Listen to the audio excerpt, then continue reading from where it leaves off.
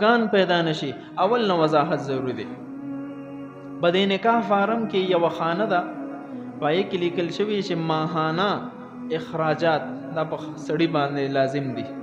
میاش اعتبار سره په دې زنانه باندې خرچه کیږي، د دې کانا پینا شوا، د دې د اوسېدو ځای شو، رنګ د دې کپڑے شوي، کو بیمار شو په دې باندې د لپاره علاج کول شو، ماهانه خرچه.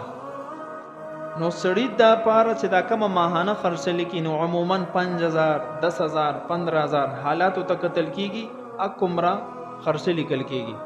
نو دا قسم خرچه چې کومه اولیکل شو 5-10,000 دا د مہر حصہ نه ده. مہر د دین علاوه ده.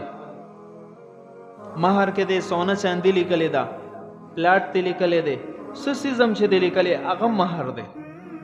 د دې ځان له مستقل خانه ده چې بده کې ته 10,000 لیکي ماهانه، 5,000 لیکي، دا د مہر نه علاوه حصہ ده. د دې وجنا کومونګ تاسو په شریعت باندې کامل نظر رالو، مونږ خپل ځان دین ته حواله کړو لکه څنګه چې دنیا ته حواله کړی دی. ان شاء الله العزیز زمونږ د کورونو نه به دا فساد ختم شي. دسې 100 پیره شوي دي، دارالافتا ته به فتوا راله، خاوند راله چې 15 توله سونه کړې ده، او اوس یو هفته تېره شوه واپس یې رانه اخلي چې دا زما حق دی، کو دا د خاوند حق دی.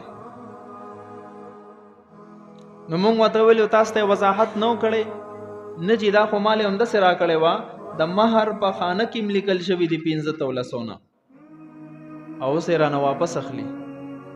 نو دا د ښځې حق دی. خاوند دپاره هېڅ قسم مطالبه د لپاره جایز نه ده.